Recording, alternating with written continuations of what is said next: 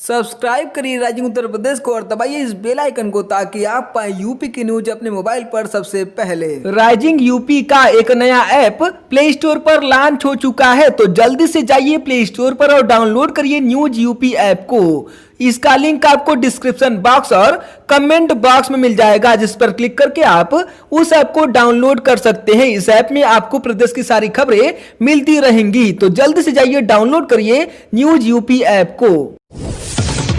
प्रदेश में कोरोना को हराकर घर लौटने वाले मरीजों की संख्या में तेजी से इजाफा हो रहा है। लगातार 8वें दिन कोरोना वायरस के नए संक्रमित केस की तुलना में डिस्चार्ज होने वाले मरीजों की संख्या अधिक रही, जो एक सुखद संकेत है। खास बात यह है कि कोरोना सैंपल की टेस्टिंग में भी कमी नहीं की गई थी। औसतन हर दिन 1.5 लाख सैंपल चेक हो रहे हैं। बीते 24 घंटे में 4,519 नए मामले सामने आए और 6,075 लोगों को ठीक होने के बाद डिस्चार्ज कर दिया गया। राज्य में अब तक 3,78,500 पॉजिटिव केस मिल चुके हैं। इनमें से 82.86% यानी 3,13,000 मरीज पूरी तरह से ठीक हो चुके हैं। इस समय एक्टिव केसों की संख्या 59,397 है, जिसमें से 30,374 लोग होम आइसोलेशन में हैं।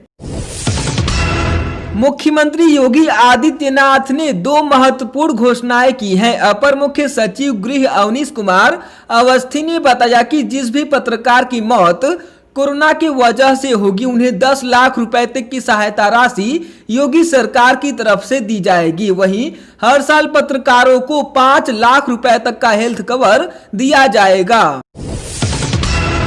प्रदेश में शीर्ष प्रशासनिक व पुलिस अधिकारियों पर भ्रष्टाचार के आरोपों की बाढ़ सी आ गई है। ताजा मामला प्रतापगढ़ का है, जहां के जिलाधिकारी के साथ ही 2 एसडीएम पर गंभीर आरोप लगाकर एक अतिरिक्त एसडीएम अपनी पत्नी के साथ डीएम के सरकारी बंगले में धरने पर बैठे। प्रतापगढ़ में जिलाधिकारी और 2 एसडीएम के खिलाफ अतिरिक्त एसडीएम विनीत कुमार उपाध्याय का धरना करीब 4 घंटे बाद समाप्त हो गया। उनको डीएम से पट्टा आवंटन में घपले पर कार्रवाई का आश्वासन मिला है। हालांकि शाम को शासन ने पीसीएस अफसर उप जिलाधिकारी विनोद कुमार उपाध्याय के खिलाफ अनुशासनिक कार्रवाई करते हुए निलंबित कर दिया। वाराणसी में स्थित काशी हिंदू विश्वविद्यालय में नया विवाद सामने आया है। कुछ शोध छात्रों ने आरोप लगाया कि संगीत व मंच कला संकाय से छात्र विभाग में संस्कृत के असिस्टेंट प्रोफेसर का पद समाप्त कर दिया गया है। इस बात से नाराज होकर छात्र सड़कों पर उतरे और केंद्रीय कार्यालय पर प्रदर्शन किया। इसके बाद छात्रों के एक दल ने कुलपति को ज्ञापन भी सौंपा। वहीं सीनियर प्रोफेसर ने छात्रों को भ्रम में न पड़ने और संवाद करने की सलाह दी है। गोरखपुर जिले में छेड़खानी के बाद महिला ने एक दुकानदार को जमकर पीटा। आरोप है कि महिला की बेटी दुकान पर सामान लेने गई थी, तभी दुकानदार ने छेड़खानी की। इसके बाद लड़की की मां ने दुकान पर पहुंचकर दुकानदार को पीटा और वीडियो भी बनाया। पुलिस ने आरोपी को गिरफ्तार कर लिया है। देश में फैली कोविड महामारी के बीच केंद्रीय निर्वाचन आयोग ने बिहार के विधानसभा चुनाव के लिए तो तिथियों का ऐलान कर दिया है, लेकिन प्रदेश की 8 सीटों पर होने वाले उपचुनाव की तारीख के बारे में 29 सितंबर को निर्वाचन आयोग की होने वाली बैठक में मुहर लगेगी। माना जा रहा था कि राज्य में 8 सीटों पर होने वाले उपचुनाव का भी ऐलान बिहार चुनाव के साथ कर दिया जाएगा। इन 8 सीटों में से 5 सीट पर 2017 में निर्वाचित विधायकों के निधन की वजह से ये सीटें खाली हुई हैं। किसान बिल के विरोध में पंजाब सरकार में वित्त मंत्री मनप्रीत सिंह बादल ने केंद्र व यूपी सरकार पर जमकर हमला बोला है। उन्होंने कहा कि उत्तर प्रदेश का किसान इतना सीधा नहीं कि अपना नफा नुकसान चोर चौकीदार की समझ न कर सके। उन्होंने कहा कि बीते 6 साल पहले पीएम मोदी ने किसान की आमदनी को दोगुना करने को कहा था, लेकिन कृषि से आय 14 सालों में इस साल सबसे कम है। संसद में पास हुए 3 कृषि विधेयकों का विरोध अब सड़कों पर जोर पकड़ने लगा है। भारतीय किसान यूनियन यानी भाकियू समेत विभिन्न किसान संगठनों ने भारत बंद का ऐलान किया। इस दौरान चक्का जाम भी किया गया। इसी क्रम में लखनऊ, बाराबंकी, मेरठ, वाराणसी, शामली समेत कई जिलों में कृषि बिल के विरोध में जोरदार प्रदर्शन किया गया। इस दौरान किसान नेताओं ने कहीं रोड पर जाम लगाया तो कहीं आगजनी भी की। प्रदर्शन कर रहे किसानों का आरोप है कि केंद्र के इस बिल से न्यूनतम समर्थन मूल्य की व्यवस्था खत्म हो जाएगी और कृषि क्षेत्र बड़े पूंजीपतियों के हाथों में चला जाएगा। किसानों ने कहा कि तीनों विधेयक वापस लिए जाने तक वे लड़ाई अपनी जारी रखेंगे। मुख्यमंत्री योगी आदित्यनाथ कानपुर नगर और लखनऊ में कोरोना वायरस के संक्रमण की स्थिति को लेकर चिंतित हैं। उन्होंने कोरोना संक्रमण की रफ्तार पर काबू पाने के लिए कानपुर नगर और लखनऊ में अतिरिक्त चिकित्सा कर्मियों की तैनाती करते हुए चिकित्सा व्यवस्था को सुदृढ़ बनाने के निर्देश दिए हैं। उन्होंने राजधानी के डॉक्टर राम मनोहर लोहिया आयुर्विज्ञान संस्थान के 300 बेड के भवन को डेडिकेटेड कोविड अस्पताल के रूप में संचालित करने के लिए कहा है। बुंदेलखंड विकास बोर्ड के उपाध्यक्ष तथा प्रख्यात फिल्म अभिनेता राजा बुंदेला भी बॉलीवुड में नशे के कारोबार पर हो रहे बड़े विवाद में कूद पड़े हैं। इसके साथ ही कृषि बिल को उन्होंने देश के गरीब किसान का हित करने वाला बताया है। फिल्मों में अभिनय करने के बाद राजनीति में उतरे राजा बुंदेला ने साफ कहा कि रिया चक्रवर्ती और उसका भाई सौविक चक्रवर्ती नशे के सामान के बड़े कारोबारी हैं। इन दोनों ने फिल्म इंडस्ट्री में बड़ी संख्या में लोगों को अपने कारोबार के कारण नशे का लती बना दिया है। दोनों ने बीते 3-4 वर्ष में ही फिल्म इंडस्ट्री का माहौल बेहद खराब कर दिया है। कृषि बिल पर किसानों से बात करने महोबा पहुंचे राजा बुंदेला ने कहा कि विपक्ष किसानों को बरगला रहा है, लेकिन यह तो तय है कि किसान इनके बहकावे में आने वाला नहीं है।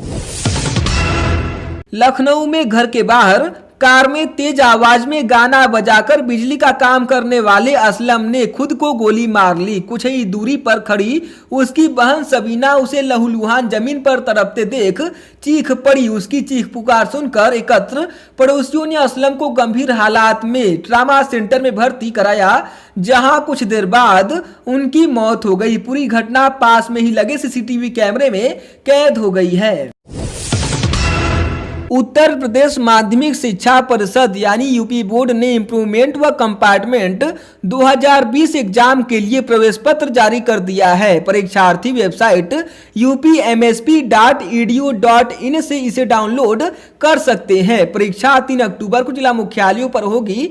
लिखित परीक्षा के लिए केंद्र भी तय किए जा चुके हैं, जबकि सभी जिलों में 29 व 30 सितंबर को हाई स्कूल व इंटर के उन परीक्षार्थियों की आंतरिक व प्रायोगिक परीक्षा होगी जिन्होंने परीक्षा के लिए आवेदन किया है। नेपाल के वाल्मीकि नगर बैराज से 3,88,000 क्यूसेक पानी छोड़े जाने से पूर्वांचल में बाढ़ का खतरा गहरा गया है। अधिक पानी छोड़े जाने के कारण कुशीनगर जिले में नारायणी नदी फिर उफना गई है। खतरे के निशान से 5 सेमी नीचे बह रही नदी का पानी खड्डा तहसील के शाहपुर, विंध्याचलपुर, बसंतपुर, मरीचहवा, महदेवा सहित आधा दर्जन से ज्यादा गांव में घुस गया है। वहीं बसंतपुर के सोहगी बरवा जाने वाला मार्ग बाढ़ के पानी में डूब गया है। जलस्तर में भारी वृद्धि से 400 से अधिक मवेशी घिर गए हैं। स्मार्ट सिटी परियोजना की पूर्णता व प्रगति दर के आधार पर आवासन और शहरी कार्य मंत्रालय भारत सरकार द्वारा 100 शहरों के लिए अखिल भारतीय रैंकिंग जारी की गई है। देश की विभिन्न स्मार्ट सिटी को उनके द्वारा पूर्ण कराई गई परियोजनाओं एवं प्रगतिशील परियोजनाओं के आधार पर ऑल इंडिया स्तर पर उत्कृष्ट प्रदर्शन के लिए रैंक प्रदान किया जाता है। इसके दृष्टिगत स्मार्ट सिटी तहत किए गए कार्यों के प्रदर्शन के आधार पर वाराणसी स्मार्ट सिटी को राष्ट्रीय स्तर पर प्रथम स्थान प्राप्त हुआ है।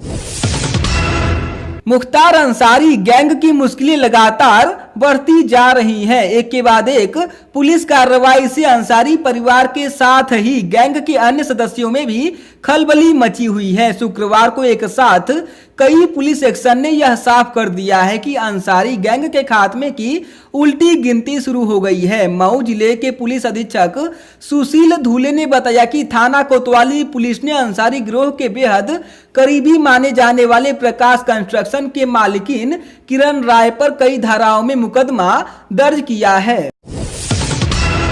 कोरोना के कारण एक तरफ जहां प्रोटीन और स्वास्थ्यवर्धक खान पान का चलन बढ़ा है, वहीं दूसरी तरफ पान मसाले की तलब भी बढ़ गई है। इतना ही नहीं, सिगरेट फूंकने वालों की संख्या भी 5 महीने में बेतहाशा बढ़ी है। इससे टैक्स वसूली भी बढ़ी है। देश में पान मसाले की गढ़ कानपुर से 800 करोड़ रुपए सालाना जीएसटी मिलता है। यह हाल तब है जब आधे से ज्यादा बड़े ब्रांड्स ने अपनी मशीनें दिल्ली और नोएडा शिफ्ट कर ली है। यहाँ पान मसाला का एक एक बड़ा ब्रांड सालाना 100 से 275 करोड़ रुपए तक का राजस्व जीएसटी विभाग को देता है।